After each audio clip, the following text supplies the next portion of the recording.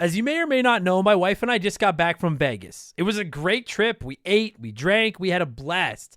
But then we got home and looked at the credit card, and I gotta say, it doesn't matter how much fun you're having, $25 for a drink is a ripoff. Frickin' Vegas. I hate getting ripped off, and so do the lads over at Harry's. They spent years watching the razor blade companies rip people off and said, no more. Not all heroes wear capes, my friends, and they want to prove that they're legit by offering you hot dogs a $13 trial set for just $3 at harrys.com/RTG. I've been telling you about them for months, and I'm genuinely proud to have Harry's as a sponsor of this show. I wasn't kidding. The plastic, futuristic-looking crap razors you get at the store are overpriced and they're poor quality. Harry's blades are crisp, clean, and classy. They're the kind of razor you'd expect your grandpa to have on his bathroom counter. And most importantly, they work. Shave after shave, they're so smooth, they're precise. I used to go through the crappy store blades all the time, but Harry's are built to last. And they're not just better quality than the other names, they're more affordable. And they deliver. Just set your schedule, and for as little as $2, new blades, shaving creams, lotions, everything you need, right to your door when you need it. I genuinely cannot think of a reason not to try Harry's.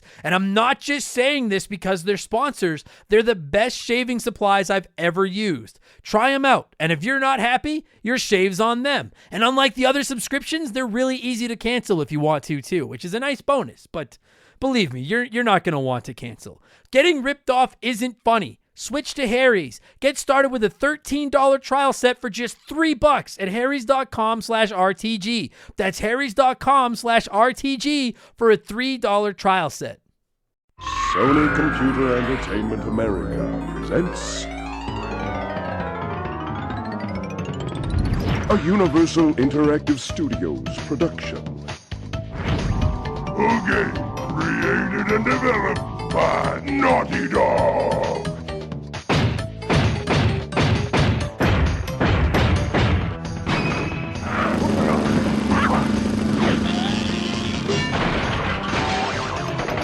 Crash Bandicoot 4.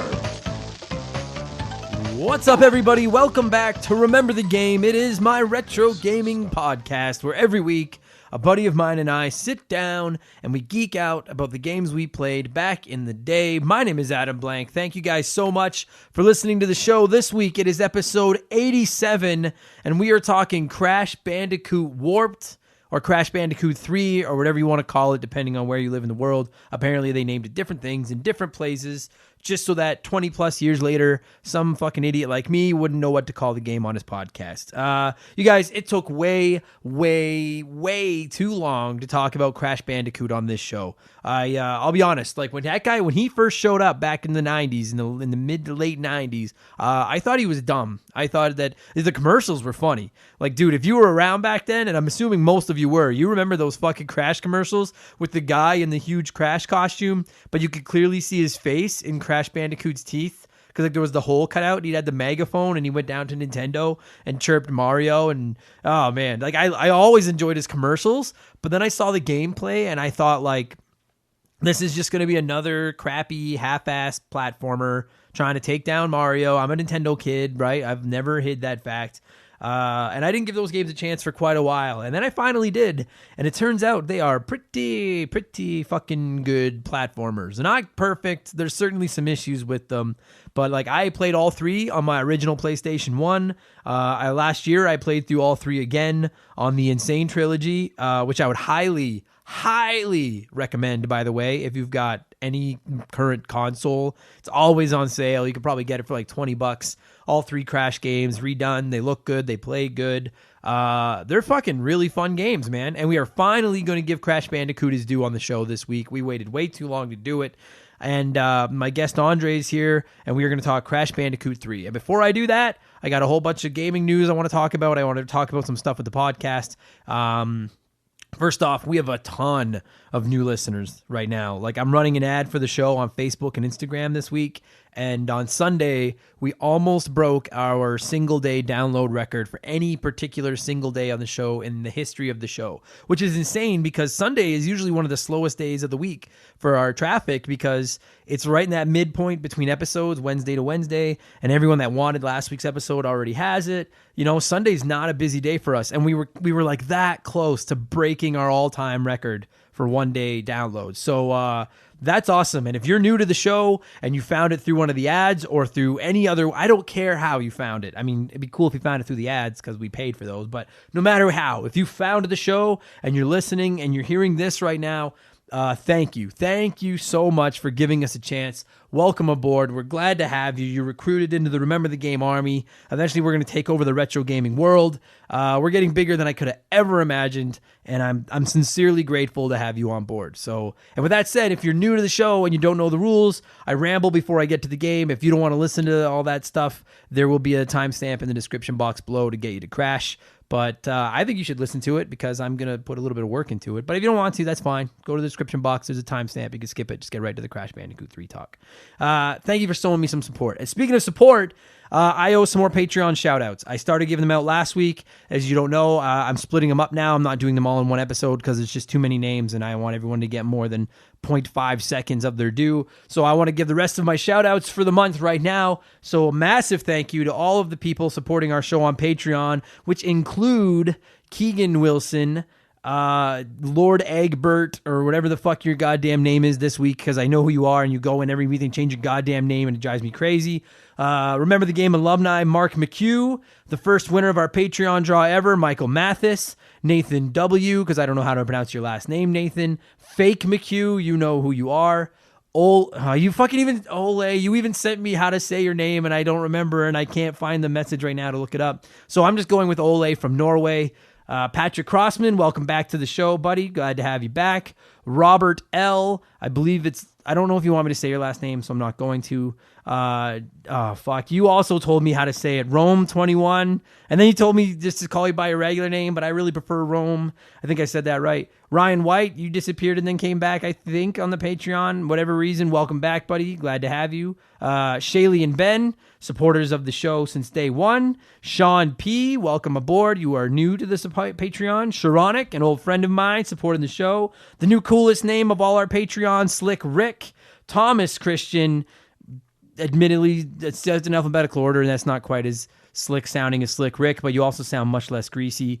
My pal from Australia, Todd, and finally, another alumni of the show, Tyler. That is all our Patreon shout-outs for the month. Thanks a lot for supporting the show, you guys. And just quickly, guys, here's my only plug. If you want a shout-out on the show, if you want access to all of our bonus episodes, there are 17 of them right now, and a chance to win 25% of our Patreon every single month. Patreon.com/rememberthegame. It's only $2. That's practically nothing. You listen to no other ads on the show other than me plugging my stupid Patreon, and that's because we try to support the show via Patreon. So if you're interested, $2 a month, patreon.com/rememberthegame. You get a ton of cool stuff. Done all the housekeeping. Oh, yeah, almost. Except please leave me good reviews if you like the show. I don't know what they accomplish. Apparently, they help where we rank when you search retro gaming on your server of choice. And I don't know how to see the reviews on all the other platforms. So if you've left one there, thank you, but I can't see it. But just quickly, shout out to Hoitos for leaving me a 5-star review on iTunes. This is just the best. All these games bring back the best memories. So laid back and easy to listen to. All I want to do now is chill and play some old school games. And shout out to Cozy44 for leaving me a 5-star review on iTunes. Fantastic, fun podcast. 3 episodes in so far, and it doesn't disappoint. If you're into video games, it's definitely worth a listen. Canadian context, too, which is awesome. Because, yeah, damn right, I'm from Canada. So if you, please leave me a good review. Maybe I'll read it on here. I got to do stuff to incentivize you guys. I know I listen to lots of podcasts. I don't leave reviews on all of them. This is a pain in the ass, but it takes like 3 seconds. Please leave me a good review. God, that would be so nice. Let's grow this fucking thing. Let's take over the world, you guys. Quickly in gaming news, the former president of North America, Reggie, and I don't know how to pronounce. I've been a Nintendo fan my whole life, and I have no idea how to say Reggie's last name. Fils-Aime, I don't know. Look it up. You'll be like, I don't know how to say that either. Anyway, Reggie used to be the president of Nintendo America. He's with GameStop now. I think he's the new leader or president of the board of directors or something. It's crazy because he was retired. And it was sounded like he was pretty happy in retirement. And now suddenly, like, not only did he jump back onto a video game ship, but he jumped onto like the sinking ship with GameStop. Like they are the Titanic, and half of the ship's already gone. I have to assume they gave him a ton of money, and it's primarily a PR move. I know he may not be out in front of cameras talking to them all the time and stuff, but Reggie's got an incredibly highly regarded name in the gaming industry, and to attach him to that there's no bad publicity that comes from attaching Reggie to your brand in the video game world. So GameStop has got more black eyes than they do eyes. Like, they're fucked. So I mean, I guess putting Reggie there, maybe just try to save face a little bit. I don't know. I have no idea why. I don't know why else they would do it. Or maybe they figure we're going to be out of business in 6 months. We got to spend our money on something. Let's give it to Reggie. He's nice. I don't know. And listen, like, I've talked about GameStop on here before and how they are going out of business. It's not a secret. Everybody knows. Like, I'm not cheering for it. Like, I know they get a ton of hate from the gaming world, but when they eventually shut down, a ton of people are going to lose their jobs, and that sucks. Like, there's no cool part to that. And maybe you're thinking like, well, every time I go into GameStop, they're really shitty to me, so I don't care if they lose their jobs. First of all, like, they're just doing their jobs. And so if they're being shitty to you, that's because they've been told to do that. And second of all, I'm not saying it doesn't happen, but I'll tell you guys, like, living here in Canada, we have GameStop. It used to be EB Games, now it's GameStop. I don't know what the whole history is of EB Games and GameStop, but like, the employees that I deal with have never been mean here or rude or obnoxious or anything, or even frankly that pushy.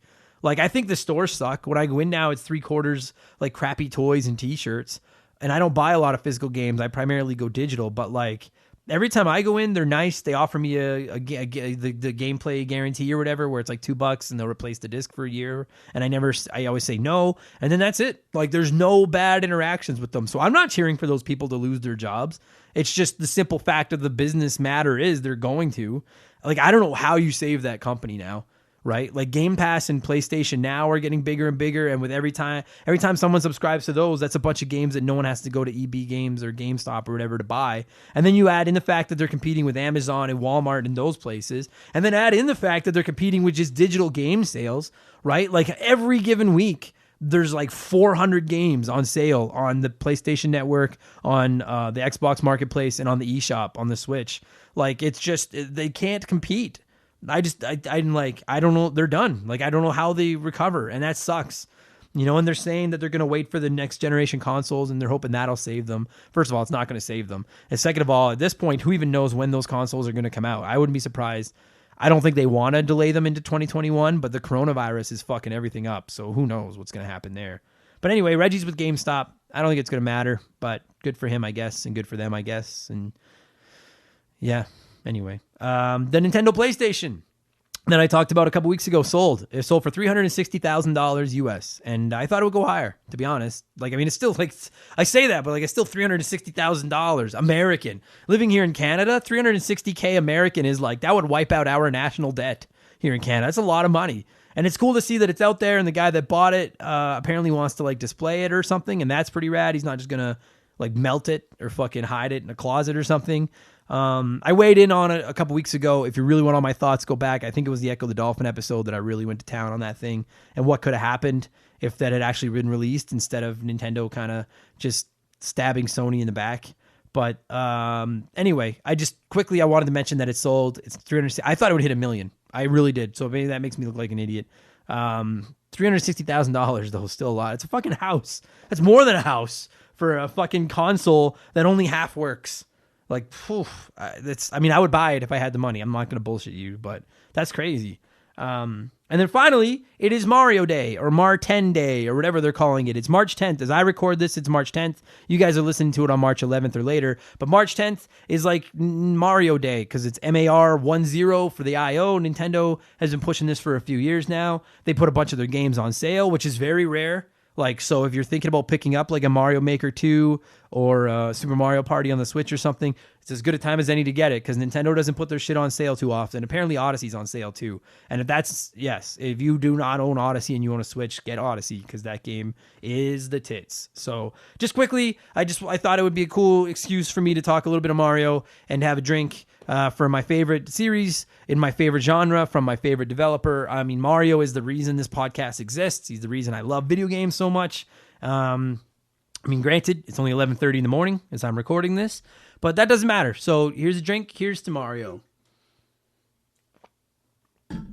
It's just water. I was going to try to play up that it's scotch, but it's water. Anyway, so yeah, I posted it on Twitter this morning. What are your 3 favorite Mario games? Let me know. You can find us. Oh yeah, at Member the Game, Twitter and Instagram. We'll follow you back. I follow everybody back, so please follow us. I need more followers.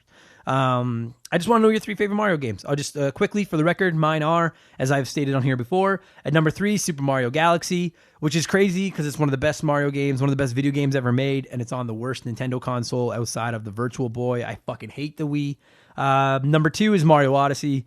That game's phenomenal. That game, and then number 1 is Super Mario World, which is, as you all know, my favorite game ever. It's perfect 10. Mario Odyssey, as I was playing it, I was so tempted to say it was better than Super Mario World. It's if Mario World's a 10, Mario Odyssey's a 9.9. I fucking love that game. I've been meaning to replay it forever. I just don't have time I can barely play the games I want to play as it is.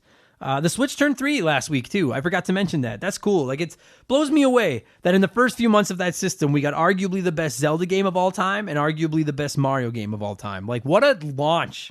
Just fucking crazy. I love the Nintendo Switch. I love that little system so much. And speaking of it, sorry, I know I'm almost done, I promise. I got my Joy-Cons back from repair. I sent them in. I mentioned I was going to finally do it. And just to give you guys the heads up, because a lot of you were asking about it, they seem to be working great so far. It was a painless process, other than filling out the Pure Way bill that I fucked up twice, but it didn't cost anything. That was just my own incompetence. It was completely free. It took about a week to send them out, get them back. And that was from, I guess if you don't know Canada's geology, won't matter, but that was from Edmonton to Vancouver. It was not long. Mine were launch Joy-Cons too, and they didn't even blink about asking for any kind of warranty information or anything. They just fixed it, sent it back. It was perfect. So if you're thinking about it, highly recommended. Get on it. Go to their website. It's a very simple process. Really worth it. Don't play with fucking Drift. Drift sucks. Such a pain in the ass. I can play Switch again. Very exciting. Although I haven't been. I have not been playing my Switch. What have I been playing, you ask? There's my super smooth segue into the games that I have been playing. And there's only one, and that's Horizon Zero Dawn. That's pretty well it. I bought it a little while ago when I rebought a PlayStation 4 in preparation for Final Fantasy 7 and Last of Us 2. I picked up Horizon Zero Dawn, the complete edition, for $20. Great deal. Planning to inhale it and get through it before Ori and the Will of the Wisps comes out, but I didn't make it because Ori's coming out tomorrow or today, based on when you're listening to the podcast.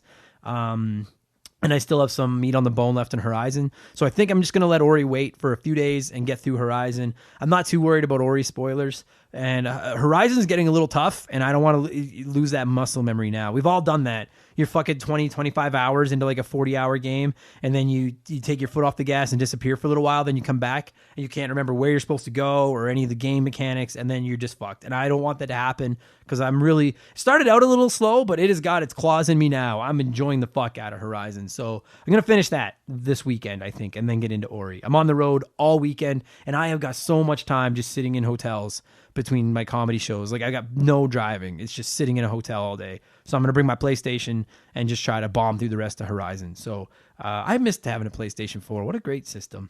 And then I've been playing a little bit of Sonic Mania, but that's only because I recorded a podcast about it last week. Then we're live on Monday for our Patreons. Haha. Anyway, good enough. There's your plug. That's what I've been playing. That's all the news. So we're at 16 minutes. I should shut the fuck up. Let's get to Crash. Episode 87, Crash Bandicoot Warped / Crash Bandicoot 3. Like I said, we waited way too long to talk about the little Bandicoot that could on this show. I went from thinking these games would be a joke to absolutely loving them. I would love a Crash Bandicoot 4 so much. Please, for the love of God, Naughty Dog, I know you're making these huge games, but just take a week and make a Crash Bandicoot 4. I know it would take longer than that, but fuck, I want another one. His Crash is awesome. His games are mostly awesome. I have some minor nitpicks that I'm going to tell you about right away. My pal Andre is here, and we are going to pop the show's Bandicoot cherry. Right now, I'm going to cue some music, and we are going to talk about Crash Bandicoot Warped, which originally released on Halloween, October 31st, 1998. Kick back, relax, enjoy the episode, you guys. Let's talk Crash. Here we go. This show is sponsored by BetterHelp. Everyone that listens to this podcast knows about our illustrious CEO, my dog Molly. But the other silent partner behind the scenes is my wife. And let me tell you, my friends, a 17-year relationship with another person that has to talk to and live with you is a lot harder to maintain than one with a dog. We've had our ups and downs, and as you all know, a relationship isn't all sunshine and rainbows. They can be a lot of work.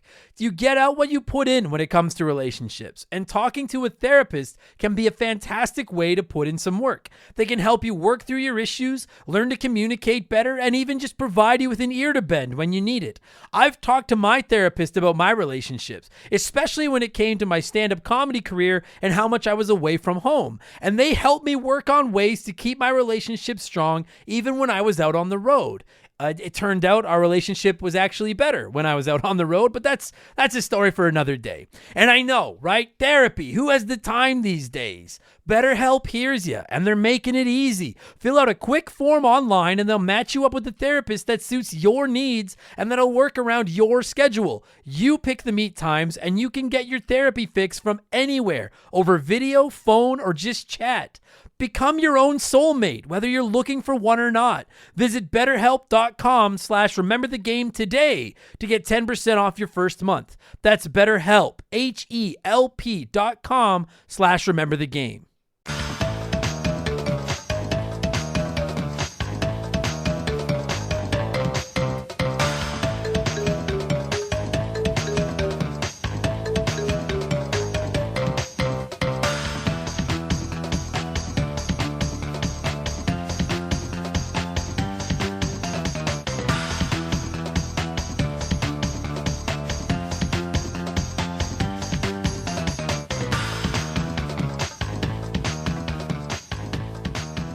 Let's talk about a fun game, because I don't know what order these episodes are going up in, but this is the second episode of the show that Andre and I recorded this morning. Yep. And the first one is about a Sega Genesis game that is terrible, god awful, and I got very angry, and now I have a great day ahead of me, and I just want to go into the day in a good mood. So now we're going to talk about a fun game. My pal Andre is returning to the show. Woo-hoo! How are you, buddy? I'm doing great. Oh, I'm a little happier now. Yeah? Yeah, you fucking should be. Because like that last game we just did was like in Shawshank Redemption, where Andy's climbing through the sewer pipe. And I feel like now we're out of the shit, and now we're in the rain, and we're free. And now we're going to talk about a fun game. And this guy, it has taken him, I don't know what episode number this is going to be, but as of now, I've done 84 episodes and he hasn't shown up. So it has taken at least 85 episodes. And I've pestered you have. over the time of you. Yeah. You originally had somebody else that was going to do the game, and then whoever it was backed out, so I got to take it, and I'm happy. Yeah, I've been trying to get you to do this for a while. Yeah, this is, and like honestly, like, and I'm gonna try our absolute best to stick alone to Crash 3 so that I can talk Crash 1 and Crash 2. Easy. I did have somebody else, and if you're listening to this, man, listen, I'll still talk. We just haven't been able to find a date that works. And I'm not gonna lie to you guys, I am a Crash Bandicoot guy. I like Crash. He belongs on this show. I'm so happy to finally have him here, and I'm sorry, Mr. Bandicoot, that it took so long to get you here. Today we're talking Crash Bandicoot Warped, a.k.a. Crash Bandicoot 3. Yep. So here's the thing. Before we get into anything as far as this individual game goes or anything, this is my first chance to talk about Crash Bandicoot. When people think of gaming mascots, I think the two that pop up, I mean, obviously there's like Zelda and like Nintendo's got a ton, right? There's Master Chief, there's all these. But like at least back in like the 90s and the early 2000s, it was Mario and it was Sonic. Yeah, because right? you got your two biggest two biggest companies in the world at that point. Right. And you got to remember, they went to war, so their characters got even bigger because of it. Nintendo was the house that Mario built. Like Mario built, like I know that I'm not even going to, I know there's tons of other big franchises, but we all know that Mario is the king, right? Mario's the guy. If you say Nintendo, I'd say more than half the people that know Nintendo think of Mario before anything else. Of course they do. Yeah. So then Sega was like, well, fuck, we need one of those. And they invented Sonic. And Sonic, I've talked about it on here. I think Sonic is cooler than Mario. Best video game movie so far. Yep, it is. And Mario's games are better than Sonic's for the most part, in my opinion. And but Sonic is a cool mascot. Oh, very much. So then lots of other people have tried to come up with these little mascots. Dude, somebody posted it on Twitter the other day that Xbox had Blinks the cat or something. And they were, I didn't even remember it. It was like an old, like the cover of a magazine. And they were like, look out, Mario and Sonic, here comes Blinks. And he was like, nobody gives a fuck about Blinks. Who the fuck is Blinks? But when PlayStation came out, What game is that? they were like, well, we need one of these guys. And Naughty Dog came up with Crash Bandicoot. And Hey, they took their commercials and focused on this guy. dude, the Crash Bandicoot commercials are iconic. Well, do you remember? Okay, my favorite ones are Iconic. when For they, sorry, just to, Oh, go ahead. one of them will have played before you and I talked here, easy. because I'm going to be putting one of those like, hey, plumber boy, fucking commercials in before this. Oh, so good. I think when they brought out, because I know they just re-released it a year ago, the nitro fueled Crash Team The Racing racing game. one, yeah. When they brought the original Crash Team Racing, they had the same because they redid the commercials Yeah. for the nitro fueled version, but they had the same commercials, and it's just him rolling around, parking in front of Nintendo, screaming at him, and driving down, and I love Dude, it so Crash- much. It's interesting with Crash because like I feel like with Sonic, Sega found this perfect mix between making him cool without making him obnoxious. And that's a hard thing to do. And I feel like so Mario is the serious, lovable, good guy, babyface to the max, fucking I'm gonna save the princess. The John Woohoo. Cena of it all. Yeah, he's the John Cena of it. That's a great way to put it. He's the John Cena of gaming.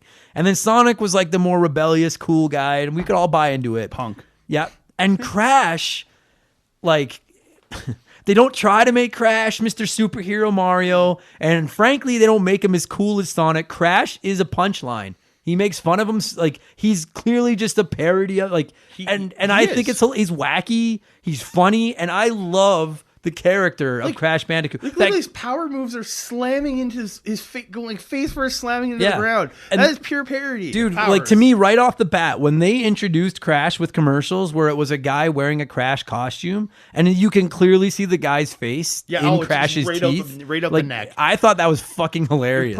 Perfect. So Crash is great. I'm gonna say it again at the end of the episode, but I want Crash had better be one of these 6 characters. He should have been in the first 5. He should have been. I don't know why he's not, because Whoever he's that not King of- exclusive anymore. Whoever that King of Fighters dude or whatever it was, there's not a lot of people who knew that guy was. No. You should have been Crash. The only thing I can think of is that, and I assume that Crash still belongs to Naughty Dog. And if that's the case, Naughty Dog is owned by Sony.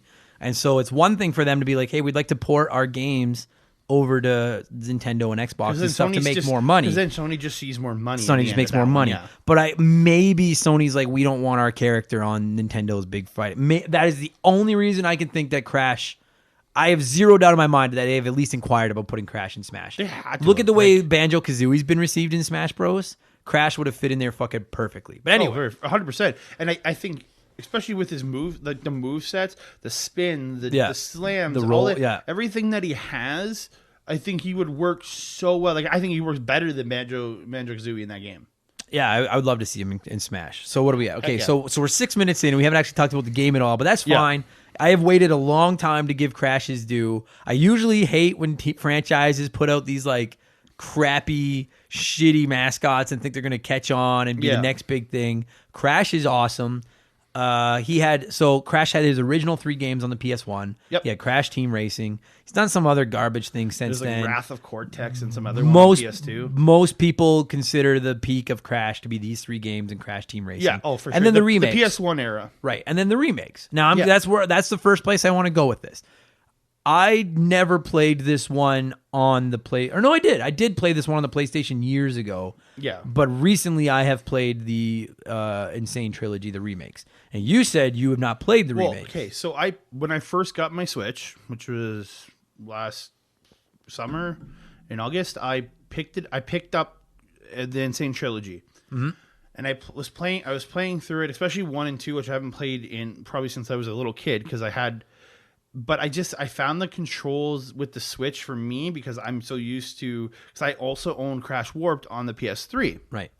Which is the PS1 classic version. And I'm so used to the way the controls feel with that. And the controls do feel different to me on the Switch.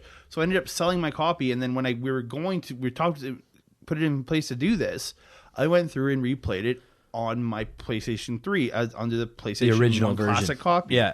And I just found handling was better in that way. If you're used to it, you're used to it. I don't think either one is bad. Well, you didn't play it as much as I did, so you getting that handling, that's your handling. I found just things were off with the Switch remake. Things like when he jumps, the distance on the jumps, things were off. That's what it felt like to me. That's a guy who hardcore played it when he was a kid. And there were people saying that about the remakes, that they just didn't feel quite the same. Now here's they look beautiful. You know what's? Oh, they look fucking great. Here's the crazy thing. My favorite thing about this podcast is I want remembering old memories and stuff like that. And my girlfriend doesn't play a ton of video games, but when we started dating, I had a PS1 still, because that's when I was collecting games. Yeah. And she was like, "Oh, I remember playing a little bit of Crash Bandicoot back in the day." And so I went out and bought 2 and 3, and the two of us sat down and together we marathoned through Crash 1, 2, 3. And I had only ever played the original Crash a little bit, and I was like, "Dude, these are like, I don't like 3D platformers." I've been quite vocal of that. A majority of the time, I prefer my platformers 2D. This is one of the best. And these, I would consider these 2D or 2.5D. Yeah, because you can't free roam, but there's the camera behind you, and you move left, right, up, down, and stuff. Be it the original 3 or be it the current, like, these are fucking great games. And you mentioned, and I'm looking at it right now because you mentioned that the remakes look fucking gorgeous. Oh my god, the video, it looks so good. But I'm looking at a screenshot of the PS1 version of Warped, and even back then, it looks good. Well, you got to remember this. Also, the third in the series, it's getting later into the PlayStation's life. So, I remember as we talked when we were talking about Final Fantasy, how many 60-some episodes ago? Yeah. You look at the quality as that system went up, the graphics got better and better and better. Yeah. And that's where I think Crash Bandicoot Warped, why it still looks so good, even the original version today. When you play it, it is still quite blocky. It's blockier, but it still looks really good for a PlayStation 1 game. Right. Oh, that's the thing. That early 3D era. Because I'm not a huge fan of that Nintendo 64 PS1 era. I feel like a lot of those games have not aged well. They don't look good. The original Crash is a little ugly, but the original of anything, they're figuring out the system, right? And it's like when you look at, the bottom line is that even if you take Mario 2 out of the equation, Mario 3 is obviously the superior game to the original Mario Brothers. Very much. Everyone says that Sonic 2 is infinitely better than Sonic 1. Mm-hmm. Crash 2 is better than Crash 1. And to me, I consider Crash 3 and Crash 2 a coin flip. I think I slightly prefer Crash 2, but I also really enjoy Crash 3. They obviously, the first one was them designing the engine. Yeah. And then the next two are like, okay, well, we've got our base. Let's build on this. And you know what's really nuts? And I don't often talk about developers on here, and I've mentioned that recently. That's something I should really be looking at a little more. Naughty Dog is the company that made Crash Bandicoot. Yep. If you don't know who Naughty Dog is, crazy. I'm looking at their core products right now. I adore all 4 of these franchises. These are Naughty Dog's big 4. Crash Bandicoot. Wonderful. Good start. Then they moved on from Crash Bandicoot and they started making Jak and Daxter. So, literally some of my favorite PS2 games. Buddy, we have to do a Jak and Daxter episode. Oh, yes, they're great. 2 and 3, I'm kind of the original Jak and Daxter. When they finished with Jak and Daxter, you guys know where they went? This little franchise called Uncharted. Yeah, which is phenomenal. I adore those games. Didn't they just finish the final storyline a couple years ago, like the main storyline? They finished Uncharted 4, yeah. And then they made a little game called The Last of Us, which is, if you listen to our Patreon episodes, my number 2 game of the decade, and legitimately in my 5 favorite games of all time. The reason you're going to buy a PS4 this year. Yep, I am. I'm buying a PS4 to play Last of Us 2 and Final Fantasy 7. But anyway, the point I'm trying to make is Naughty Dog is one of the absolute gargantuous heavyweights of the gaming industry. Yeah. And it 100%. All started with Crash Bandicoot. Yep. They make good games. Crash. Okay, so what are we at? We're at 12 minutes. I feel like all I've done is suck Crash and Naughty Dog's dick. Let's get into Crash Warped. The story, do you care the story? Because I don't even care. Essentially, after 2, this other max, you have Uka Uka, your mask that you get, he's your extra life or extra hit guy. He's kind of I think he's kind of like Crash's Yoda. He's your fairy, essentially. He gets you an extra hit or 2, and then you get if you get 3 of them, you get the mask and you become invincible. He's your star. He's your he's superstar. So he helps you. Yeah. And so his brother gets released and joins up with Cortex, and they warp time or something, and then you got to go through all the different levels of time to eventually just defeat. I think it's Uga or something. Aku. Aku. That's it. Yeah. Whatever. Uka is the good mask. Uga is yours, and then Aku is the bad mask. Yeah. And so you have to defeat him and Cortex. That is legitimately the game. Right. Okay. And so like the story is secondary to just having fun platforming. Because it's not a crazy. It's not like a really in-depth story. It gives you a plot on what you got to do to finish it, and who you got to beat, and then you just go through the levels and have fun doing it. But that is what the simplicity of this game, and I love it. It's perfect, yeah. But to me, like, what's cool about this game is like Crash Bandicoot and Crash Bandicoot 2. You're either in the forest or you're in like a castle or like a lab, like Cortex's lab. Yeah. Crash Bandicoot 3, with them bringing up this whole time traveling and warped. Literally, the game is Crash Bandicoot warped.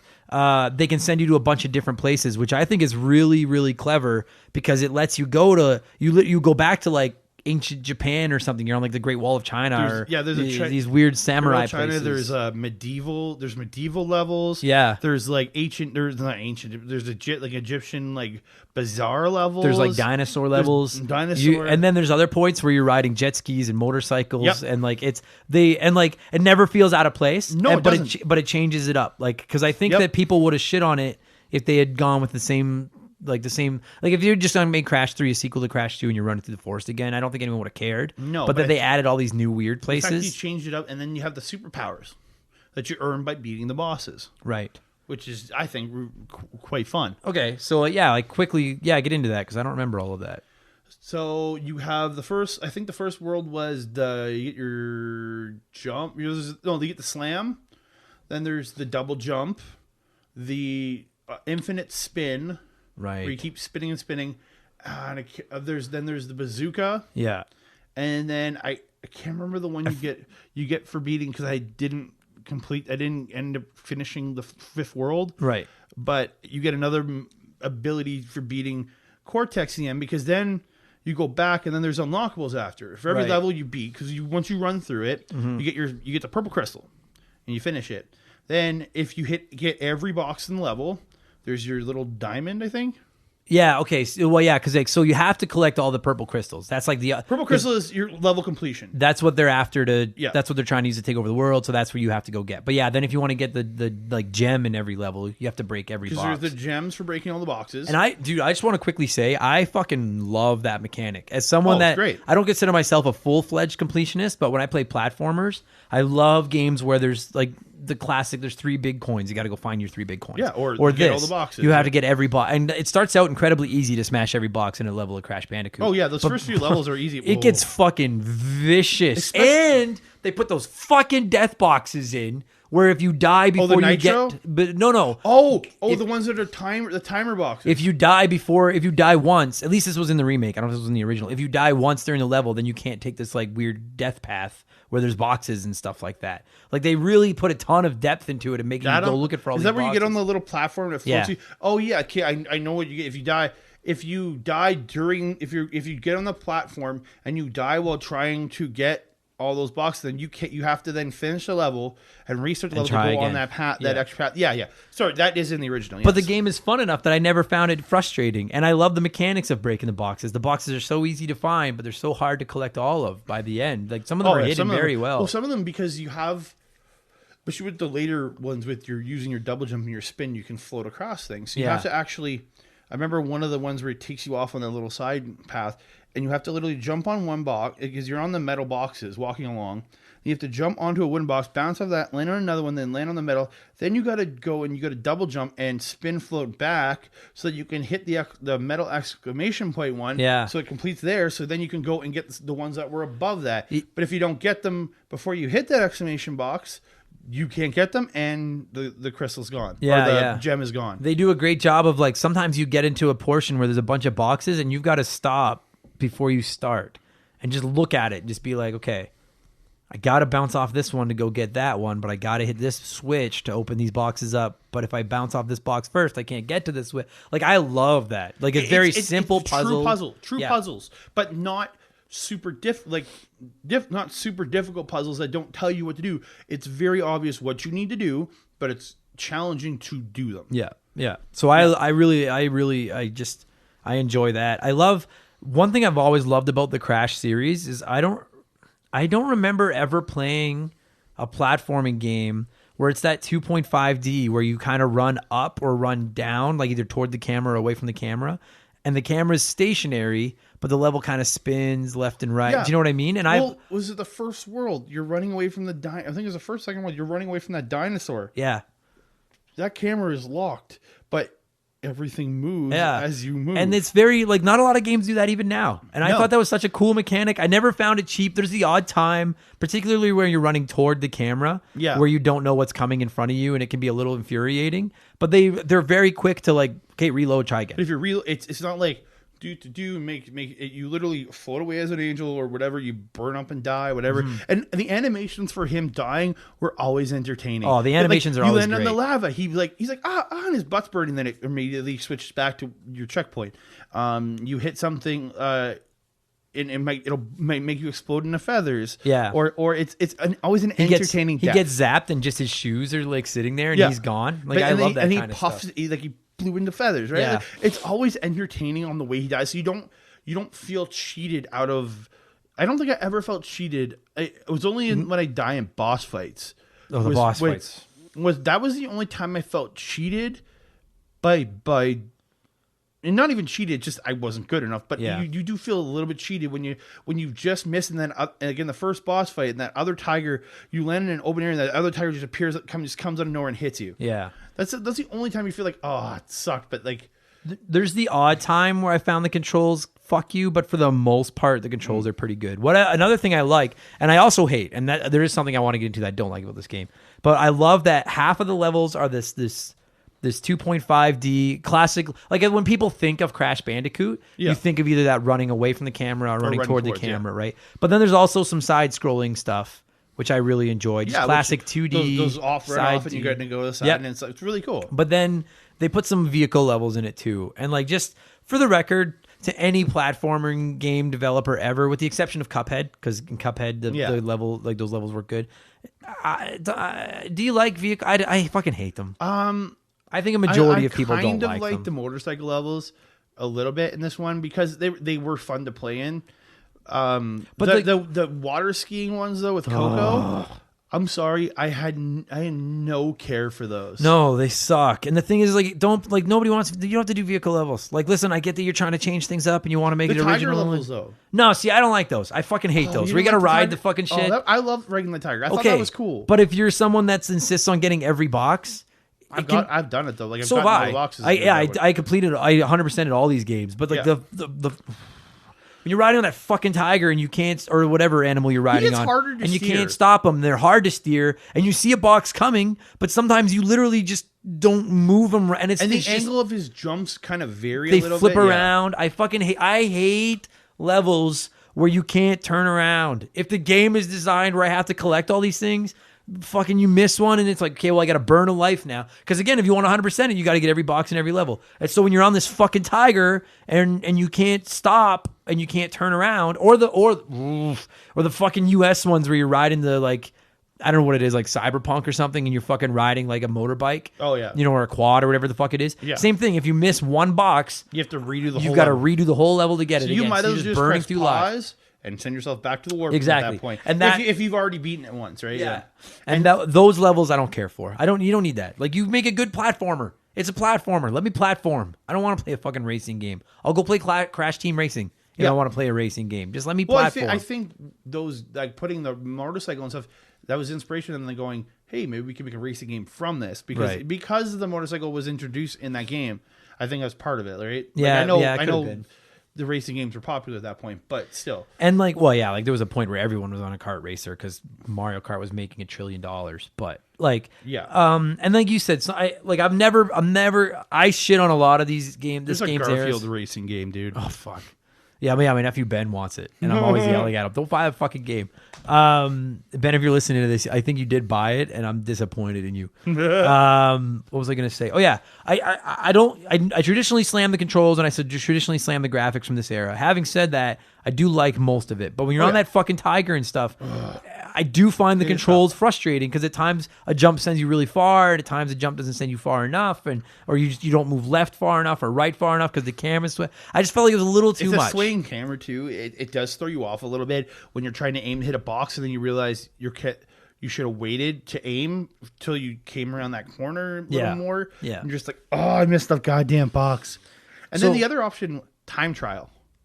I love that they had time trials in this. I'll be honest with you, I never play time trial modes. I enjoy the time trials. I think it was just trying to get through it as fast as I could. Yeah. And you do a couple, and then after doing a couple runs of your purple gem run, and then your box run, you know what you've got to do to get through this level super quickly. Yeah. So, yeah. The fact that there was there was the time freeze ones that give you that was the 1, 2, or 3 seconds it would freeze the clock for. Yeah. Instead of all your apples and shit. Yeah. I love that. I can get behind the time trials in the sense that Naughty Dog didn't want you to finish this game in a weekend, because you could easily, and then not play it again. They're like, here's time trials, here's depth, here's all the hidden things. Yeah. Oh yeah, that's another thing. I both love and hate the hidden colored gems that open up extra paths and stuff like that. I love the concept that you find these extra, because there's in certain levels there's literally just colored gems and they're hidden, and if you find them they'll open up a path to earn them. Yeah, and if you can get them, then they open up a different level or a different path and a different level and stuff like that. Purple gem you can get in World 4 that you can find it, and then when you go back to a level in World 2 and you use your double jump and your float to get across this big cavern, and then it opens up this door and it's a whole new platform. This is a whole new level. This is the OCD thing in me, as someone that likes to complete everything. When I'm in World 2 and I can tell there's a second path there and I cannot figure out how to get to this fucking path, and it drives me insane. And you literally can't get across that chasm until you have your double jump and your spin. Right. And then 2 worlds later I get a crystal, and then I don't even know that it opened up a world fucking 2. And I get that they did it. This is pre-internet, really. I mean, it was 98, so it was baby internet. You could start looking up. If your parents had a printer, you could print a walkthrough if you needed to. But if you want to open up, I'm totally down with extra paths and extra things and stuff like that. Where to go to just get that. Make them doable. My absolute admiration for Metroidvania games is I love when I get near the end of a Metroidvania and I have every move, and I can open up a map and see where everything is, and it's just on me to go and do the challenges to get them.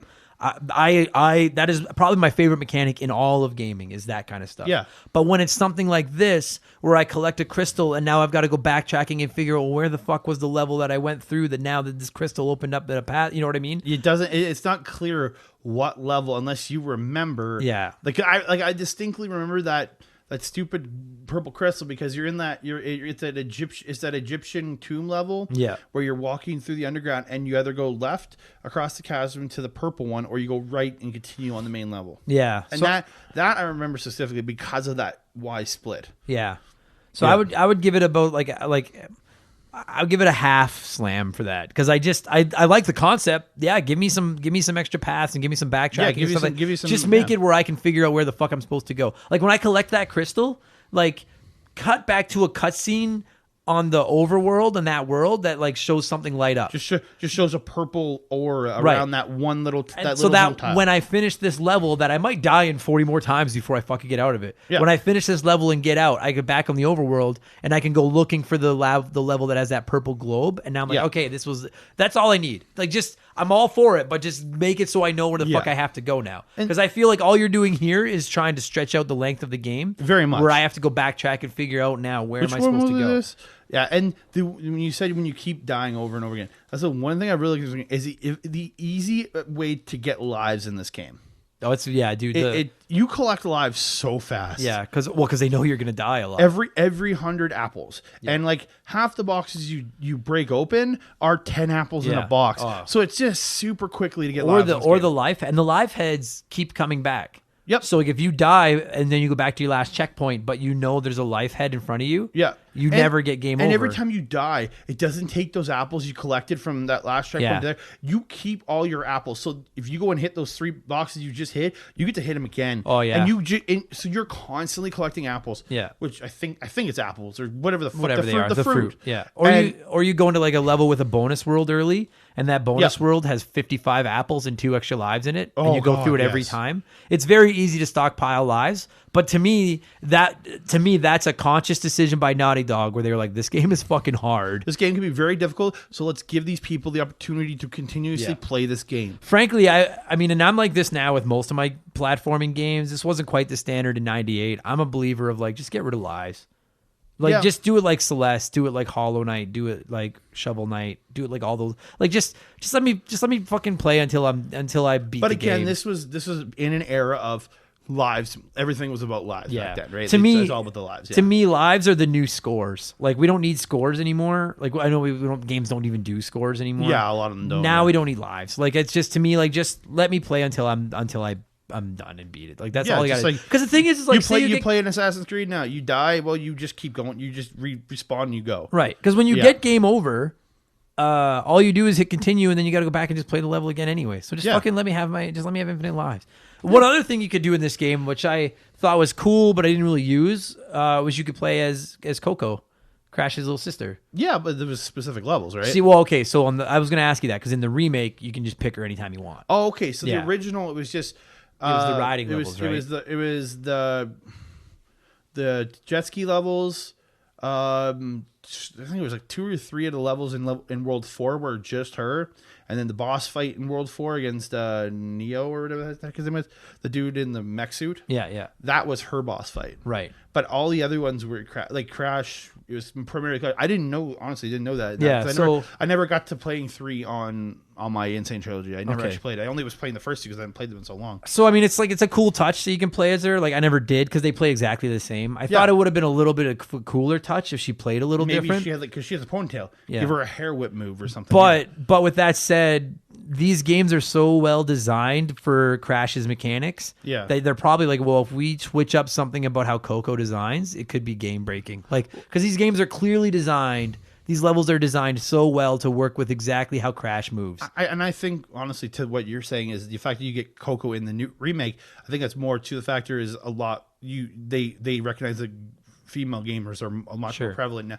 to what they did back in the day. Sure. And I think that was just like, well, let's give everybody a chance. If they want to play just as Coco, they can play just as Coco. Right. And I'm fine with that in any game. 100%. Like, Hell yeah. give us skins, let us play as different characters. I traditionally like it when playing as a different character means a little bit different control. Heck yeah. But again, with this game and with the specificity, I don't know what the word is. Specificity? Yeah, there we go. I talk for a living. Of certain levels and the way they're designed around the Crash mechanics, you can't really change it up or you'd break it. It wouldn't work because then your powers are used different ways. It wouldn't make sense. Yeah. Fuck yeah, man. It's such a good game. And then the bosses, I found all the boss fights really fun in this game. I do too. I don't find them very hard. The only one I didn't really like was that fucking shooting one with the guy up in outer space. Yeah, that one that kind one of is irritates annoying me. because it's if you don't dodge the right times, you can die very easily in that one. Yeah. And the other one I found really annoying was Tiny, the first one, because if you didn't jump the right times, those fucking lions would just attack you and kill you. And that was the only But the one I found when I was a kid, and I'm still remember this, is the third boss, the time dude trying to hop across and attack him. I was so bad at aiming on the platforms, I just missed the platform, or I'd be going too slow, and then he'd be getting back up before I could attack him. Then he'd kill me on the platform. Right. Yeah, but I always found that really difficult to skip. And then when I played through here, I beat him my first run through. Yeah. When I replayed it there a couple weeks back, so it's just, but I just like the differences in the bosses. Me too. All of them were inventive in the way they did it. Yeah. The dinosaur one with the dino guy was probably the easiest. Yeah. Because all he did was shoot, and you just had to run. All you did was run. You avoided everything. Was this the one that had the mobster guy that like had the fucking like old Tommy gun? No. And you had to hide behind the desk? Oh, that's a different No, that's Crash. one of Okay. the other. I think that's one of the other ones. Like, This one had Tiny in the which is one the guy jumped around and you had to hit him once he got his fork stuck. The dinosaur who shot the things up and had would destroy the president and you just run in and hit him. Okay. Then the time dude, you had to run across and hit him once he was weakened, and then because you had to dodge everything he was doing. Right. And then the mech dude, which is just flat out annoying. I just find I don't like that. It was one of the worst. Again, one of the worst ones. Don't put us in fucking vehicles and platformers. And then fuck off. And then the fifth one was Cortex. And the problem with that one was you had Aku Aku and Uka Uka fighting. That's right. The two masks fight because they fight around, and then if you don't dodge them at the right time, they kill you. Yeah. On top of Cortex attacking you too, and it's just like ah. Yeah, there's just a lot going on at the same time. So it's dude, these are good games. I don't know why the fuck Crash hasn't come back. Oh yeah, that's what I was gonna quickly say on the boss thing. Is just like I'm a big believer like a platformer. I don't think platformers need boss fights. I don't hate when they're in there. They work for this game though. If you're gonna put a boss fight in, make it something fun and original and entertaining. Yep. And I feel like for the most part, and it didn't make them too hard. That was the thing. They didn't make them too, except for that stupid fucking mech suit. Yeah, but it was fun. Well, the thing is like if I'm playing a platformer, I'm not there to fight bosses. I want a platform. So I have more fun on the the platforming than I do in the fighting bosses. Oh, by far, 100%. But if the bosses are funny characters and are entertaining, I can live with it. But I'm not there to fight bosses. I just want a platform. That's what I want. It was overall, it's just a really fun game. You can sit down and play for an hour, and you just enjoy yourself and get lost in the game. Crash is iconic. Like I'm telling you, man. Like anyone that never played I'm not saying Crash is better than Mario. I would argue Crash is better than Sonic, the platformers. I would argue it. Depends on your personal preferences, I think. But I feel like I'm a kid who grew up with both, who played both, right? I went from Sega to PlayStation.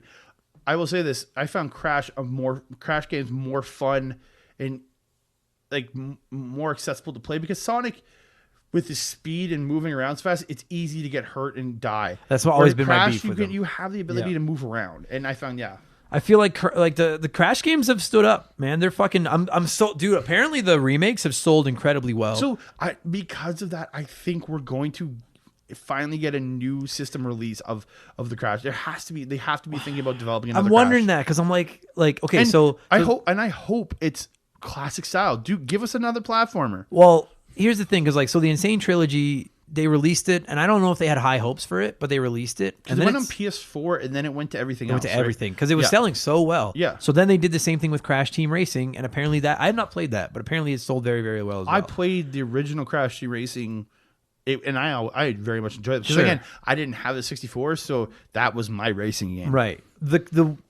I wouldn't even say the concern. What makes me wonder if we'll get, because I would love a Crash Bandicoot 4. I would fucking love another. Give us a direct sequel. Because I know we got Wrath of Cortex in another one. But the thing is, give us the sequel to 3. But the thing is it's Naughty Dog, and Naughty Dog is like, well, we've got Last of Us 2 about to come out. We've got Uncharted to play with. We've got a Last of Us 3. Like they've become such. Like I don't mean this is like a heavyweight developer. It's not a dig at Crash, but I feel like Naughty Dog is too big for Crash. Yeah, but so then, and I think if somebody was expecting a game to come out from Naughty Dog at this point, they'd expect an epic like Last of Us 2 or the next Uncharted, whatever it is. If at E3 this year, Naughty Dog, if Naughty Dog showed up and you saw that Naughty Dog logo and then it was Crash, I think there'd be a lot of people that would be like, dude, you make some of the most brilliant cinematic gaming experiences ever. But I don't think they get mad at it because you're getting Last of Us 2 this year. I know, so you're but then you're getting your epic game. Like for them to release a Crash would just be like, I think it'd be a love letter to fans in a way. I do too, but I just trust me, I want it. Oh, I'm just telling you, I think that company's got to be worth hundreds of millions of dollars. They have some of the biggest franchises in gaming right now. It would be like Rockstar going back to making a table tennis game instead of making Grand Theft Auto or Red Dead. Like, it'd be smarter almost for them to not announce if they were going to do that game. Don't announce it in E3. Just put a press release out saying we're doing another Crash. Well, but the thing is, the press for doing it at E3 is bigger. Well, but the thing is like it's not just that. It's like it's their resources, right? Like a simple bottom line. As much as we like Crash isn't going to sell like a Last of Us or an Uncharted. It's going to do okay, but it's not going to do Last of Us. And so Uncharted level. I mean, so then you could argue like, well, then because I would love another Jak and Daxter too, but then it's like, well, then like. Rent those out to hire another company, like a smaller company, have them do it. But then you got to wonder: is it going to be the same? Is it going to be a lot of games when they switch developers? Halo switched, and it has been the same since it switched. So I don't know. I don't know if we'll ever see a Crash 4. I hope we do. Fuck, I would love to see a Crash 4. I would buy a Crash 4 in a heartbeat. That would be amazing to me. And I do think the only reason there's even like that this discussion is even possible is because the Insane Trilogy sold as well as it has. Oh, if it wasn't for the Insane Trilogy, and Nitro Field, Yeah. you're not even thinking about Crash Bandicoot now. No. I don't even think people would think about him for Smash at this point. No. If it wasn't for those. The Insane Trilogy sold so well. Guys, listen, I mean, if you can play the original 3, go for it. They're not as readily available as the Insane Trilogy is. The Insane Trilogy is on everything. It goes on sale constantly. Here's how highly I would endorse the Insane Trilogy. I bought it physically because I wasn't sure if I'd like it. 100%ed all 3 games minus the time trials because I don't fucking hate time trials. Yeah. But I got like every gem, every box, everything like that. Really enjoyed it. Occasionally got frustrated because they're very hard, but finished all 3. And then I sold it because I was like, well, I'll probably never play this again. And every time I see it go on sale digitally, I'm like, I should fucking buy that again because I really enjoy. It's one of those ones you could easily go back to. There's just 3 fun platformers. I truly. Iconic is such a big word, but like that fucking kind of Australian, for lack of it, like that music, like that fucking the drums and stuff like that. It's Australian. Yeah, it is. An Australian I know we have feel. listeners in Australia. He is literally a dingo. Right. I know we have listeners in Australia. When I think of Crash, I think of you guys, and you guys should be goddamn proud of Crash. Oh hell yeah! I think of like the apples and the boxes and that bright orange suit and him running through the forest or running away from stuff. And I'm like, that's gaming. It makes me feel good. It makes me happy. These are great games. I want it back. Play it. Play Crash, and the Insane Trilogy handles just fine. So play it. Good.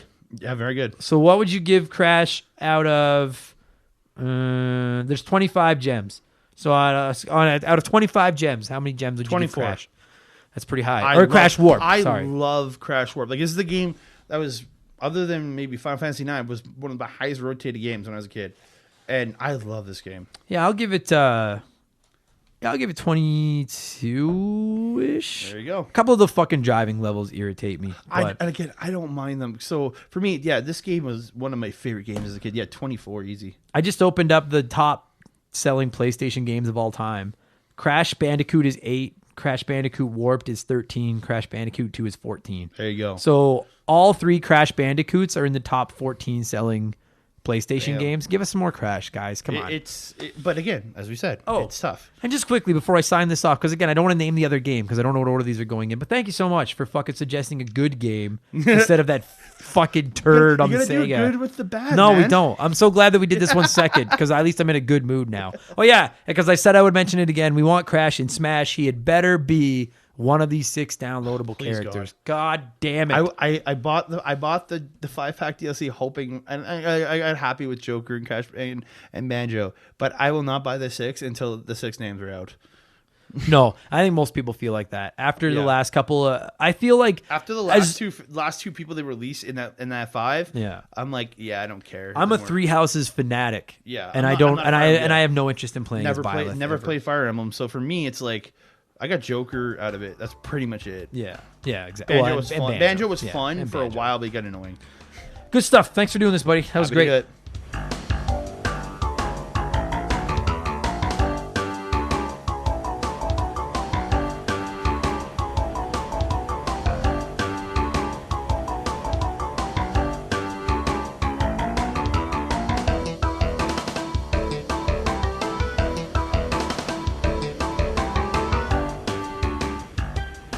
That's going to do it for this week's episode. Andre, thank you for coming over and talking a little bit of Crash Bandicoot with me and to every single one of you people, whether you've been listening to the show since day one, you've been listening to the show since this episode, I don't care how long you've been on the team.